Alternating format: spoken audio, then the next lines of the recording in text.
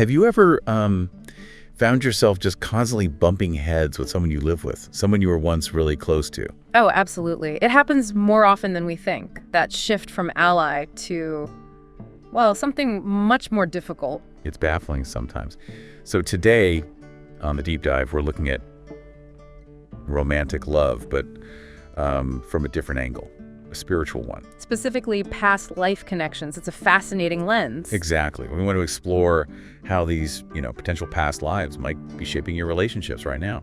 And you see patterns, don't you? Similar dynamics playing out over and over. It really makes you think, is there something deeper going on here? Totally.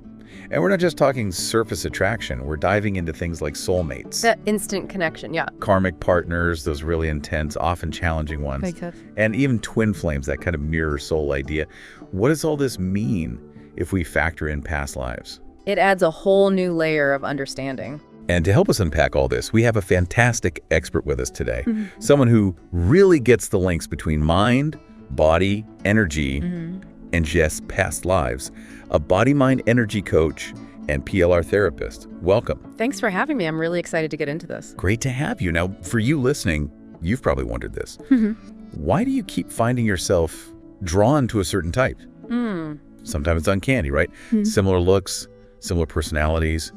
Where does that pull come from? Could it be like a soul contract shaping your love life? That's a brilliant question to start with. It really gets to the heart of the energy dynamics at play. Energy dynamics. So Think about energy having polarities like magnets, Yeah. positive and negative attracting each other. It's not always straightforward.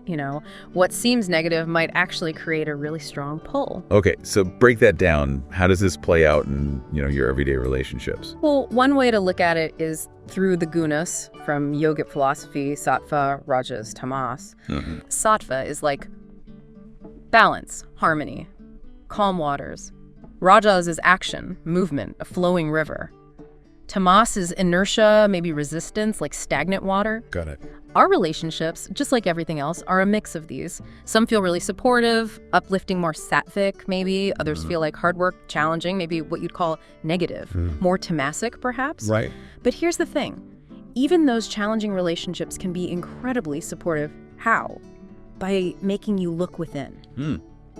So how does that work? If someone constantly pushes your buttons or challenges your beliefs, it forces you to get clearer, stronger in yourself, doesn't it? Yeah, I guess it does. You have to figure out what you really stand for. So even the tough relationships are helping you grow. Exactly. They might be giving you the strength you didn't know you needed. That's a shift in perspective. Yeah. And you mentioned soul contracts earlier. Sounds important. Yeah. What are they exactly? How do they affect you? Okay, think about contracts here on Earth, like a job agreement, buying property.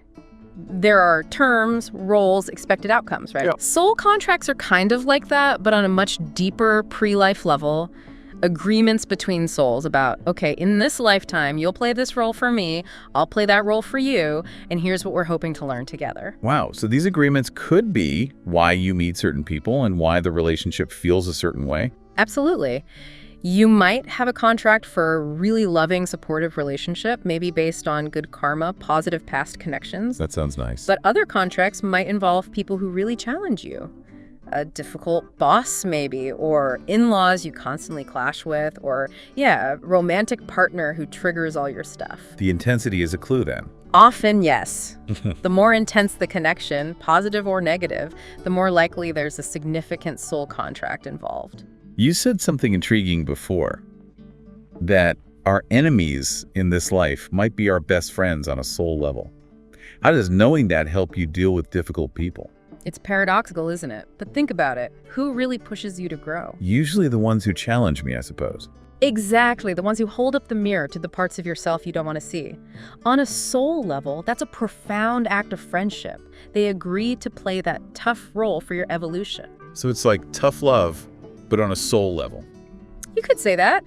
It's a deep commitment to each other's growth, even if it feels awful in the moment. Okay, that reframes things significantly. So the contracts, the people, Yeah. it's all about learning lessons for your soul. That's the core idea, yes. These interactions, the emotions they bring up, that's how you gain the wisdom your soul is seeking. Right. Let's talk about something tough. Divorce, major breakups. Many people listening have been through this. How does this spiritual perspective help you understand the end of a significant relationship. Is that tied to contracts too? It often is, and it's useful to maybe differentiate a bit between, say, divorce, which usually involves deeper entanglement, legal, financial, kids maybe, and other breakups. Okay. In our modern world, sometimes divorce can feel like, well, an easy out when things get hard. But think about your family, your parents, siblings. You might have huge challenges, but you don't usually think about divorcing them, do you? No, not really. You just deal with it or create distance maybe, but it's a different feeling. Exactly. So it raises a question for you. Why do we sometimes treat partnerships as more disposable, I guess? That's a really good question to ask yourself, yeah. Sometimes a relationship might end before the core lessons are really learned. And then what happens? Then you might find yourself attracting a similar dynamic, a similar pattern, just with a different person. Oof, that sounds familiar for a lot of people. Let's say person A hurt person B badly in a past life. This life, maybe B hurts A in a similar way. Now, if A recognizes this potential echo... Like, hang on, this feeling is weirdly familiar. Exactly. That recognition gives A a choice. Do I react in the old way, continue the cycle of hurt, or do I try to understand, maybe find compassion, and break the pattern? So seeing these potential past life links gives you power in the present. It can, absolutely. And another thing, as you work on yourself within a challenging relationship, deal with your triggers. Try to grow the energy of the relationship itself can change. How so? If you raise your vibration, become more conscious, the dynamic might shift. The other person might respond positively. Or, if your paths truly diverge energetically, the universe might naturally create a separation. Maybe the lessons are learned, or the incompatibility just becomes too great. So it's not always about forcing an end. Not necessarily. And remember, any lessons you don't learn this time around, they'll likely pop up again later. You can't really skip class, huh? Pretty much. So while jumping to divorce might seem like the answer, it's worth considering the deeper purpose, trusting the timing, and focusing on your own growth within the situation first. Okay, that makes sense. We've talked past karma. What about the karma you're creating right now in this life? How does that pull people towards you? Great point. You're always creating fresh karma.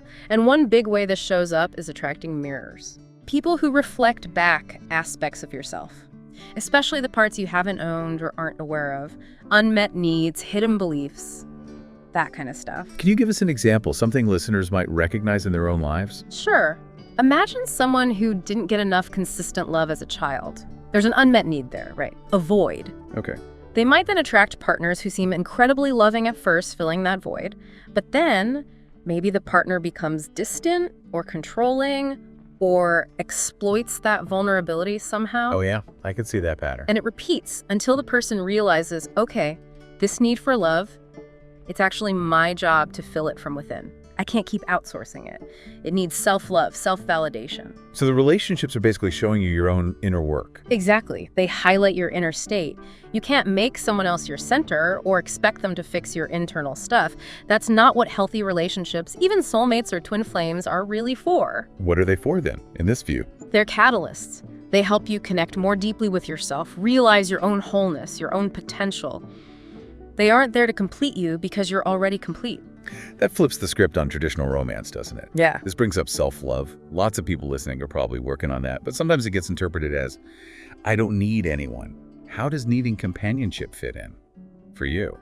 That's a really common misconception, yeah. Self-love isn't about becoming an island. Connection is fundamental to being human. Right. And human love, at its best, can give us a taste, a reflection of divine love. True self-love, it's about embracing all of you, the good parts, the bad parts, the light, the shadow, accepting your whole self, flaws and all. Okay. And when you can do that for yourself, you naturally become more accepting of others unconditionally. It starts within. Absolutely. Think about, in the Sanatan tradition, how deities often have consorts. Right, like Shiva and Shakti. Exactly. That symbolizes the union of the inner masculine and feminine energies within each of us. Arhanarishvara, that half Shiva, half Shakti form, embodies that inner balance. Finding that harmony inside often leads to more harmonious relationships outside. So wanting to be alone isn't always enlightenment. Sometimes, yeah, a strong desire to be alone can come from past hurts, from wounds, not necessarily from true contentment. The bottom line is, all relationships, whatever form they take, are ultimately trying to guide you back to yourself. You mentioned inner balance. Something folks observe is how long-term couples sometimes start to look alike. Is there a spiritual take on that phenomenon that might resonate with you? Yeah, that's interesting, isn't it? It can sometimes point to really deep, enduring past life connections. Oh. Souls who've traveled together for a long, long time, often with a shared purpose that goes beyond just their own individual growth, maybe something for the collective, for society. So a shared mission across lifetimes. Potentially, yeah. When there's that profound alignment in vibration and intention over eons, it can, in some cases, even manifest physically. But intense connections can also form just in this lifetime, of course, as people raise their vibration and resonate deeply. Fascinating. Now, the flip side, what about couples you know who stay together but seem really unhappy? Maybe because of kids, finances, societal pressure. What's the lesson there for them?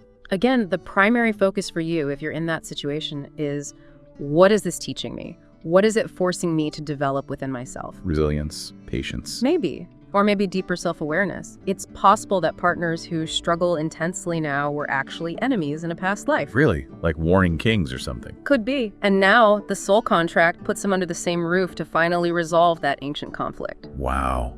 That's intense. So again, the work is internal. Focus on your learning, your triggers, your growth.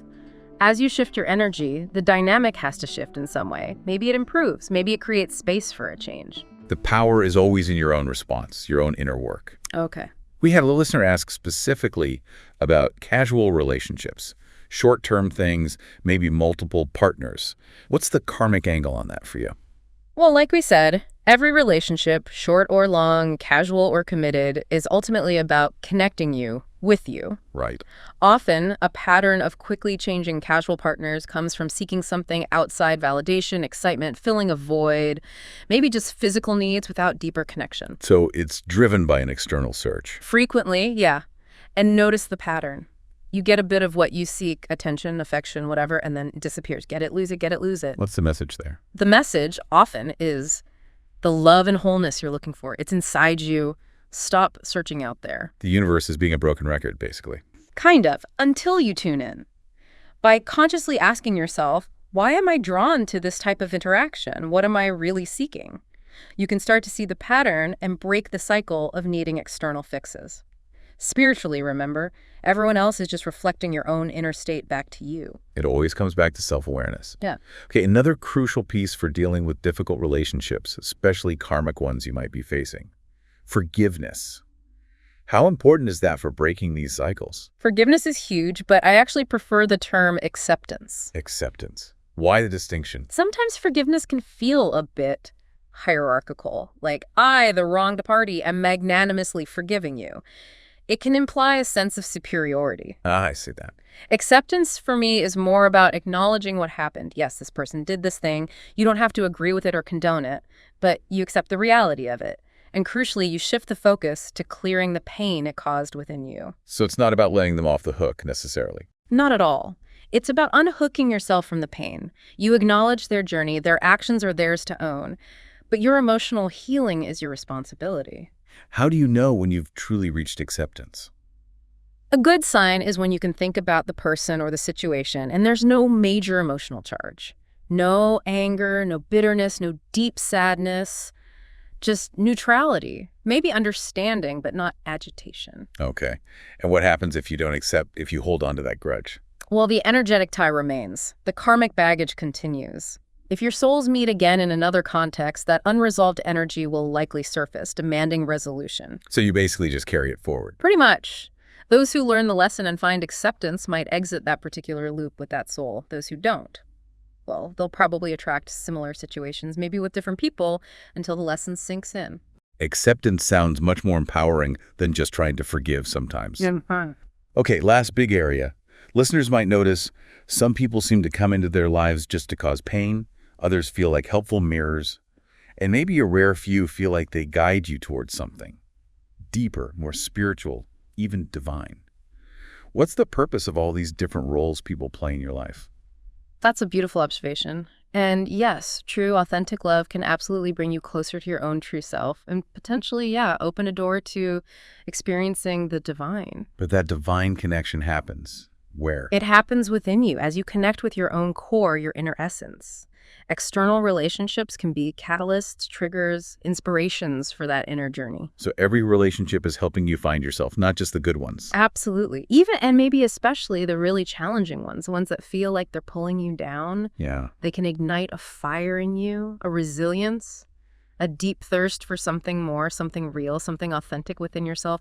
They force you to find your own strength. So the challenges are actually vital. They can be incredibly vital. Think of divine energy not just as useful, like giving you comfort, but as helpful, encouraging your growth, your self-reliance. The ultimate purpose of all your relationships from this perspective is to help you on your journey back to your own divine self. Wow. That puts everything into such a different light. The good, the bad, the confusing. It's all part of the path back to ourselves. Thank you. This has been incredibly insightful, a real deep dive into how these spiritual ideas play out in our connections. It's been my absolute pleasure. It's such important work understanding these dynamics. It really is. And for you listening, we really hope this gives you some food for thought. Take some time, maybe reflect on your own relationships through this lens. Soul contracts, karma, acceptance. What resonates for you? Yeah, see what feels true in your own experience. We'd love to hear your takeaways or any questions this sparked. Drop them in the comments. Maybe we can explore some more in the future.